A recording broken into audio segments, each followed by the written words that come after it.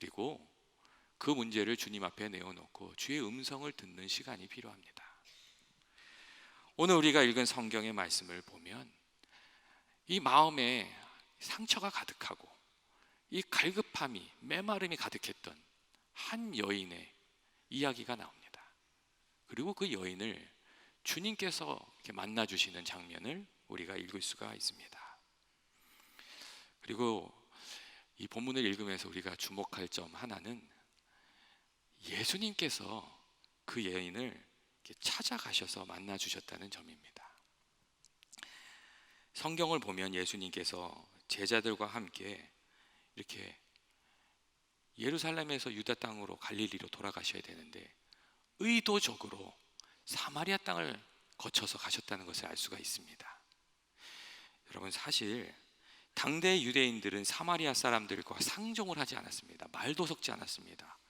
아주 더러운 존재로 알고, 그래서 사실 사마리아 땅을 거쳐서 가는 것이 지름길인지를 잘 알면서도 그 길을 가지 않았습니다. 갈릴리에서 남쪽에 있는 예루살렘으로 올 때도 뺑 돌아서 오고, 또 예루살렘에서 다시 고향으로 돌아갈 때도 쭉 그 가마리아를 돌아서 지나갔습니다. 그런데 예수님께서 이상하게도 그렇게 돌아가시지 않고 사마리아 땅을 이게 관통해서 가셨습니다. 그리고 그곳에서 사마리아 사람들을 만나 주시고, 그 성에서도, 그 사마리아 수가성에서도 가장 멸시를 당하는 여인을 만나 주시고, 또 여인과 대화도 나눠 주셨다는 겁니다. 저는 거기에 아주 예수님의 귀한 그 뜻과 예수님의 마음이 있다고 생각을 합니다. 세상에서 사람들은 흠 있는 사람들 좋아하지 않습니다. 세상에서 사람들은 자신들이 살아가는 삶의 터전에 아주 높은 담을 쌓아놓고 그 기준에 맞지 않는 사람들이 들어오는 것을 허용하지 않습니다. 유대인들이 눈에 보이지 않는 높은 벽을 쌓아두고 사마리아 사람들을 상대하지 않았던 것처럼 세상 사람들은 그렇게 살아갑니다.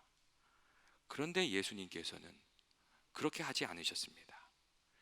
제자들을 이끌고 사마리아 땅에 가셨습니다. 그리고 수가성에서 가장 멸시를 받는 여인을 만나 주셨습니다. 예수님께서 그 여인을 만났을 때 그 여인이 어떤 여자인지, 어떻게 살아온 사람인지 몰라서 그 여자에게 말을 걸었겠습니까? 성경을 읽어보시면 예수님이 그 여자가 어떤 여자인지 아주 분명하게 진짜 낱낱이 알고 계셨다는 것을 알 수가 있습니다. 그런데도 예수님께서 그 당대의 모든 관습을 깨시면서 그 여인에게 말을 거셨습니다. 여러분, 예수님께서 왜 그렇게 하셨겠습니까? 그 여인의 마음속에 있는 아픔과 상처와 메마름과 갈급함을 긍휼히 여기셨기 때문이었습니다. 여러분, 예수님이 어떤 분이십니까? 우리가 성경을 통해서 발견하게 되는 예수님은 우리들의 갈급함을 긍휼히 여기시는 분이십니다. 그리고 우리가 우리의 약함을 가지고 예수님께 나오기를 간절히 바라시는 분, 그게 우리 예수님이십니다.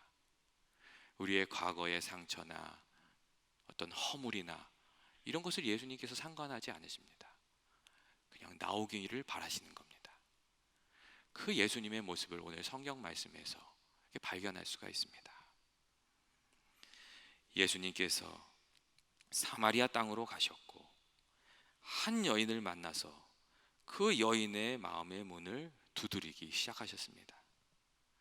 잃어버린 한 영혼을 구원하고 그 여인을 통해서 버림받은 땅에도, 사마리아 땅에도 예수님께서 소망의 말씀을 전해주시기 유하심이셨습니다. 그런데 예수님과 이 여인이 만났는데 이 여인의 마음이 그렇게 쉽게 열리지 않았습니다. 예수님과 여인 간에 이루어지는 그 대화의 내용들을 살펴보면 그 대화가 이렇게 주거니 받거니 착착 이루어지는 것이 아니라 이렇게 탁탁 부딪히는 것을 알 수 있습니다. 오랜 시간 마음이 상해있던 여인의 문이 진리가 되시는 예수님을 만났지만 그렇게 쉽게 열리지 않았던 것입니다. 예수님이 물을 좀 달라고 말하니 여인이 당신이 유대인이면서 왜 나한테 물을 달라고 합니까? 유대인과 사마리아인은 상종을 안 하는 거 모르십니까? 다 그렇게 얘기를 합니다. 여러분, 그냥 물 한 잔 달라고 그러면은 물 한 잔 줄 수도 있지 않습니까? 근데 여인의 마음이 그렇지가 않았습니다. 늘 상처받은 마음, 이 상해 있는 마음, 그런 마음이었기 때문입니다. 그리고 예수님께서 그 여인의 상한 마음을 보시고, 내가 만일 하나님의 선물과 또 내게 물을 좀 달라는 이가 누구인지를 알았더라면 내가 그에게 구하였을 것이고 그가 생수를 내게 주었을 것이다, 이렇게 말씀하시니까 예수님의 말씀의 뜻을 이렇게 생각해 보는 것이 아니라 그 여인이 이렇게 얘기를 합니다. 물 기를 그릇도 없고 이 우물은 깊은데 당신이 야곱보다 더 큰 사람입니까? 생수 같은 소리하고 있네. 약간 그런 얘기를 하는 겁니다. 그렇게 대놓고 얘기하진 않았지만 그 여인의 마음이 좀 그랬습니다. 예수님께서 내가 주는 물은 그 속에서 영생하도록 솟아나는 샘물이 될 것이다, 이렇게 말씀하시자 호칭은 존칭인데 아이고 그런 물이 있으면 내게 좀 주셔서 이제 물 길러 오지 않게 좀 해주십시오. 여인의 대답이 그랬습니다. 근데 사실 여러분, 우리들의 삶에도 그런 모습들이 종종 있습니다. 주님이 우리들을 기다리고 계시고 우리가 우리들의 인생의 문제를 가지고 주님께 나아가기를 원하시는데 주의 음성을 들으려고 하지 않고 또 주님을 거절하고 자기 뜻대로만, 자기 힘대로만 이렇게 하려는 경우가 우리들의 삶에 종종 있습니다. 계속해서 실패를 경험하면서도 주님께 그 문제를 가져오지 못하는, 주의 음성을 들으려 하지 않는 그런 경우들이 종종 있습니다. 또한 어떤 사람들은 예수님이 여러 가지 사건으로 또 사람들을 보내셔서 이렇게 말씀해 주시는데 계속해서 딴소리를 하는 사람들도 종종 있습니다. 이 문제는 남편의 문제입니다. 이 문제는 아내의 문제입니다. 이 문제는 돈이 없어서 그런 겁니다. 내가 돈만 좀 많았으면 문제도 아닌데. 또 이 문제는 어렸을 때 나에게 상처를 준 그 사람들 때문입니다. 이렇게 자기 이야기만 계속 반복하면서 주님의 음성을 듣지 못하는 사람들이 있다는 그런 말씀입니다. 여러분, 그런데 이렇게 주의 음성을 듣지 못하게 되면 주님이 주시는 문제 해결의 실마리를 붙들지 못하게 되고 갈급한 심령 안에 생수가 흐르지 못하게 되는 것입니다. 사실 갈급함이라는 것은 내 안에 답이 없다는 이야기입니다. 그래서 갈급함을 느끼면 우리가 마음 문을 열고 주의 음성을 듣고 우리가 주님께서 들려주시는 그 삶의 지혜들을 들으려고, 찾으려고 노력을 해야 됩니다.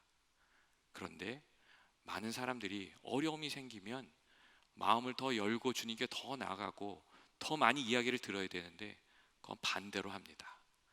마음 문을 닫고 고집을 세우고 그리고 문제를 더 어렵게 만들어가는 것입니다. 예수님을 만난 여인이 주님의 말씀에 그 마음 문을 열지 않자 예수님께서 그 여인의 가장 깊은 곳의 문제를 아주 한 번에 이렇게 쿡 찌르십니다. 정면 승부를 하시는 것입니다. 예수님께서 그 여인에게 내 남편을 불러오라 하는 말씀이 바로 그런 말씀이셨습니다. 그런데 이 여인이 이 예수님의 말씀을 듣고도 또 엇나갔습니다. 이 여인이 거짓말을 합니다. 예수님, 나는 남편이 없습니다. 그렇게 이야기를 합니다. 그런데 이 여인의 말을 듣고 하신 예수님의 말씀이 아주 놀라운 말씀이었습니다. 내가 남편이 없다 하는 말이 맞다. 내가 남편 5이 있었으나 지금 있는 자는 내 남편이 아니니 내 말이 참되도다. 그렇게 말씀하셨습니다. 이 예수님의 말씀이 아주 독특합니다. 예수님이 이 사람이 남편이 있다는 얘기를 쭉 하십니다. 이전까지 5명이 있었고 지금도 남편이 있다, 6번째 남편이 있다, 그래 놓고서는 지금 있는 자는 내 남편이 아니니 내 말이 참되도다, 이런 말씀을 하셨습니다. 그런데 이 말씀이 이 상에 있는 여인의 마음을 찔렀습니다. 그 여인의 마음이 아주 깊은 곳을 아주 터치했다는 이야기입니다. 이 여인이 그동안 아주 많은 어려움을 겪었습니다. 이 여인의 인생이 계속해서 어려움에 빠졌던 이유가 무엇이겠습니까? 어떤 이유인지는 모르지만 이 여인은 6번이나 결혼을 했습니다. 그 인생이 이런 겁니다.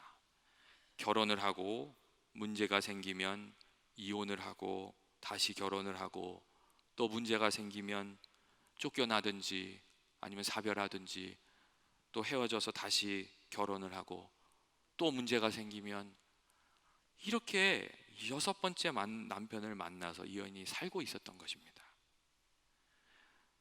문제가 생길 때마다 이 여인은 그 문제를 새 남편이 혹시 해결해 주려나, 그렇게 생각하면서 이 새로운 남편을 만나서 그렇게 살아왔고, 사실 상황은 그 여인의 원하는 것과 반대로 점점 악화되고 있었던 것이었습니다.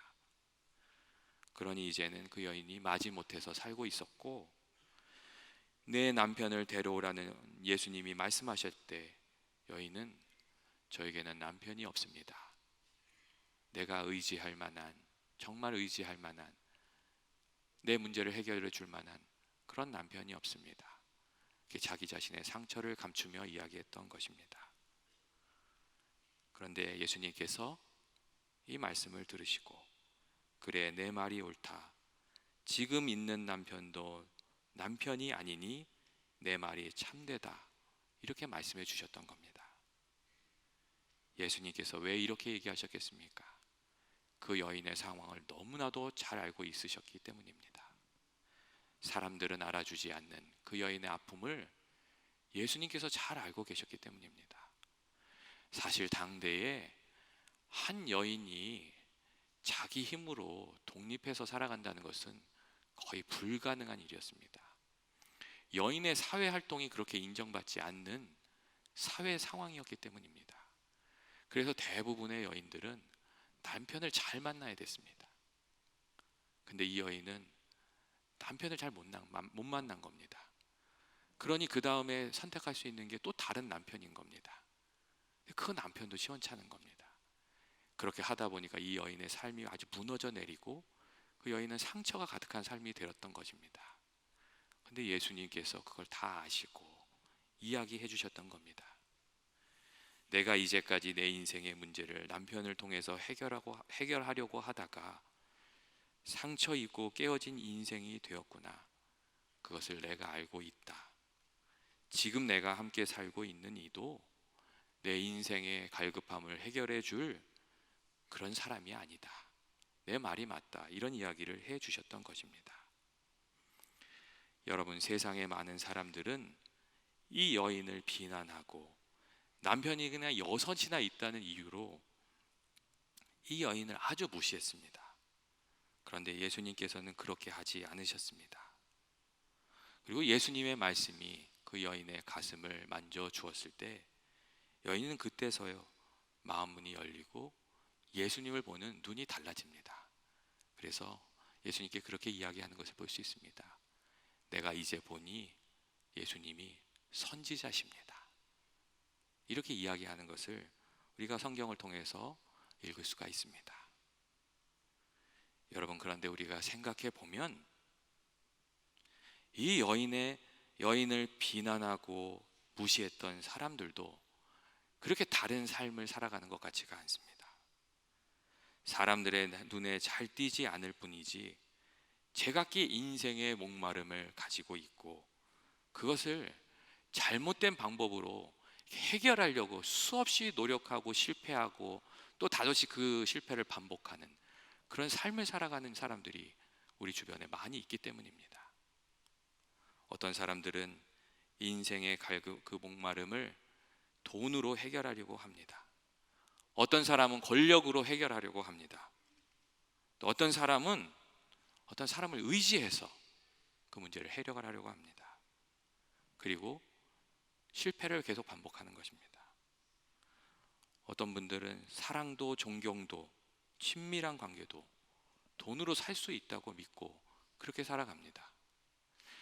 여러분, 진짜 자녀들과 깊은 인격적 교제를 나누면서 사랑을 나누면서 살아가려면 우리가 어떻게 해야 됩니까?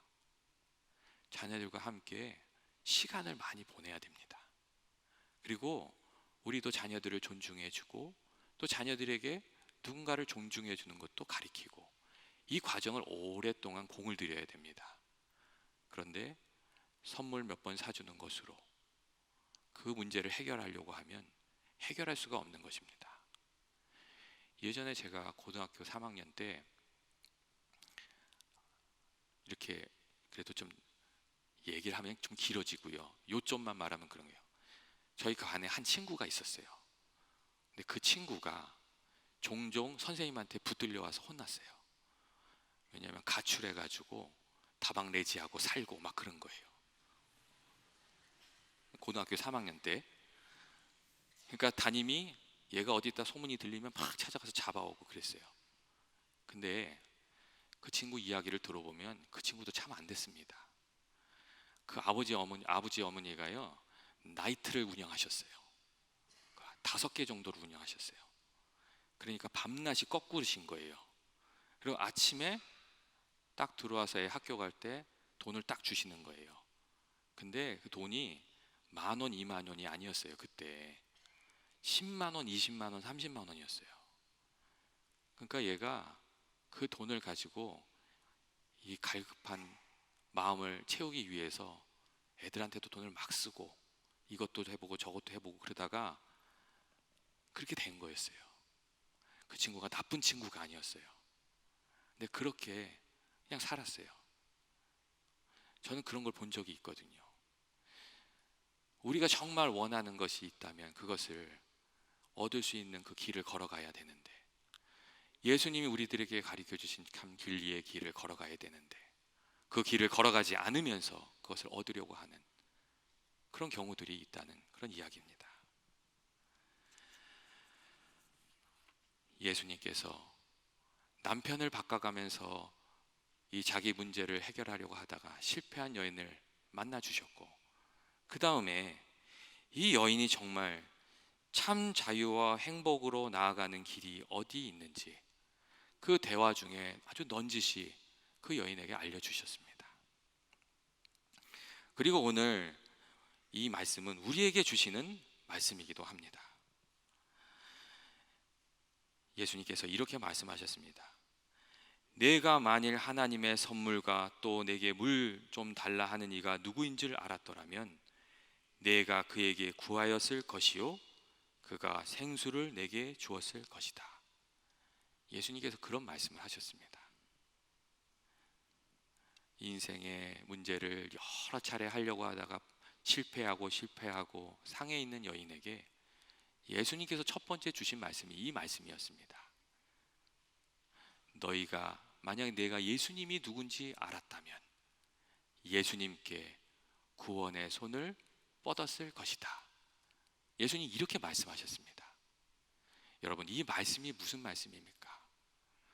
우리 인생의 문제가 찾아올 때에 그 문제를 누구한테 가지고 가라는 얘기입니까?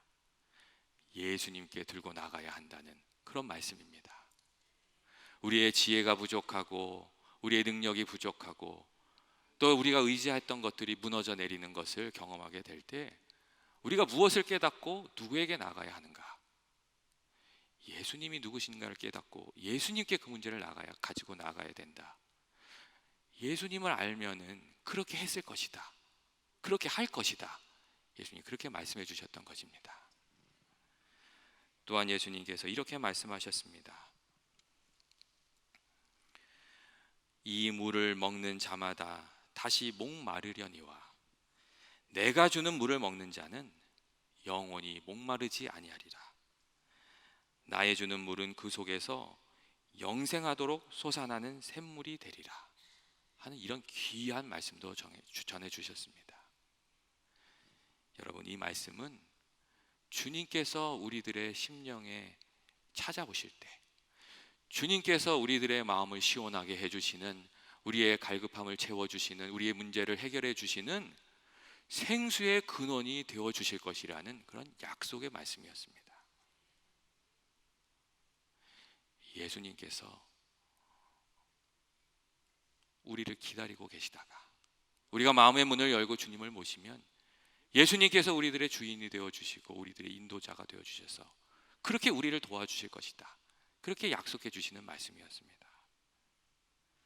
우리가 해결할 수 없는 인생의 목마름이 해결이 되고 기쁨과 평강과 감사가 주님과 동행하는 삶 속에 날마다 풍성할 것이다, 그런 말씀을 해주신 것이었습니다. 여러분, 그리고 사실 이것이 그리스도인의 삶입니다. 어려울 때마다, 힘들 때마다 주님께 나아가서 주님의 도우심을 받는 삶. 우리가 한참 주님 앞에서 울고 나면 그 마음이 시원해지고, 한참 우리가 주님 앞에 간구하고 나면 어려웠던 문제들이 작아 보이고 담대함이 생기고 그리고 싸울 힘이 생기고, 이게 성도의 삶입니다. 예전에 중세 이탈리아의 높은 산 위에 있는 어느 수도원이 있었습니다. 이른 아침부터 어떤 사람이 문을 막 두들겨서 사제가 나아가 보니 아주 피곤해 지친 사내가 한 사람 서 있었습니다. 그래서 그 사제가 누구를 찾아오셨습니까? 이렇게 물었습니다. 그랬더니 이 사내가 하는 대답이 아주 특별한 대답이었습니다. 저는 평화를 찾아서 왔습니다. 그는 그렇게 대답을 했습니다. 이 사람은 알리기에 단테라는 사람이었습니다. 그는 20세에 어떤 여인과 아주 뜨거운 사랑을 했는데 그 사랑에서 실패를 경험했습니다. 그리고 30대에는 고향 피렌체에서 정치에 입문해서 열심히 뛰었는데 이 정쟁의 소용돌이에 휘말려서 추방을 당하고 말았습니다. 그리고 계속 실패를 반복하다가 40대에 접어들었던 그는 갈 곳이 없는 실패자가 되어 상한 마음을 가지고 이 수도원 문을 두드리고 있었던 것입니다. 그런데 이 사람이 수도원에 들어와서 주님을 영접하고 주님을 만나고 생수가 되시는 예수님, 그 예수님을 체험했습니다. 그리고 3년이 지난 43세가 되던 해로부터 그가 13년에 걸쳐서 저수를 하기 시작했는데 그 책이 우리가 잘 아는 신곡이라는 책입니다. 3년이란 시간, 주님과 교제하면서 그 마음이 회복되고, 그 다음에 주님 안에 있는 기쁨이 뭔지, 주님 안에 있는 소망이 무엇인지, 또 주님과 함께 살아가는 삶이 이 비극이 아니라 희극이고 기쁨과 평화의 서사심을 깨닫고 그가 그 자신의 그 간증을, 그 체험을 남겼던 것이 이 신곡이라는 대작이었습니다. 이 단테는 이런 이야기를 했습니다. 내 인생의 한순간 눈을 떠보니 나는 바른 길을 떠나 어두운 숲속에 있었습니다. 그런데 주님을 만나고 나서 나는 행복하고 자유롭고 참으로 고요한 평안을 누리고 있습니다. 이런 이야기를 했습니다. 예수님을 만난 그의 인생은 주님이 주시는 생수의 그 강으로 풍성히 젖어서 정말 주님이 약속했었던 그 풍성한 삶을 누리고 있었던 것이었습니다. 여러분, 예수님께서 우리에게 어떤 분이십니까? 그리고 예수님께서 이 땅에 왜 오셨습니까? 우리의 상한 마음을 만져주시고 죄악으로 어룩한 더럽혀진 우리들의 마음을 깨끗게 하시고 우리를 회복시키셔서 하나님의 사람으로 살아계시도록 그렇게 하시기 위해서 예수님께서 이 땅에 오신 것입니다. 예수님을 만난 여인, 주님과의 대화 중에 주님의 실체를 깨닫고 물동이를 우물가에 내려놓고 달려가서 마을 사람에게 달려가서 예수님을 전하는 사람이 됐습니다. 사람의 눈을 피해서 살던 여인이었는데 주님을 만나고 주님을 알게 되고 주의 음성을 들으면서 마음이 심령이 변화되고 나니까 이제는 피해 다니는 사람들을 피해 다니지 않고 담대하게 나아가서 만나는 그런 사람으로 변화되었다는 것입니다. 그리고 이것이 늘 주님과 교제하면서 살아가는 사람들이 경험하게 되신 주님의 은혜입니다. 여러분, 예수 믿는 삶이 그렇습니다. 우리가 주님과 늘 만나면 주님께서 우리들의 마음을 강건하게 하시고 인생의 문제를 넘어서서 기쁨으로 살게 하십니다. 내게 은과 금은 없으나 내게 있는 것으로 내게 주노니 나세렛 예수의 이름으로 일어나라, 이렇게 담대하게 선포할 수 있는 삶이 되게 하여 주시는 것입니다. 오늘 예수님께서 우리에게 이렇게 말씀하셨습니다. 내가 만일 하나님의 선물과 또 내게 물 좀 달라 하는 이가 누구인지 알았다면 내가 그에게 구했을 것이다. 내가 그에게 구했을 것이다. 이 말씀은 우리들에게 주님께 찾아 나오라고 이렇게 말씀하고 계시는 예수님의 음성입니다.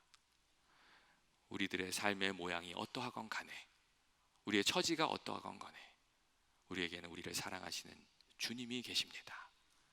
그리고 주님께서 우리들의 생수의 근원이 되어 주시겠다고, 주께로 나아가라고 그렇게 말씀해 주시고 계십니다. 같이 기도하시겠습니다.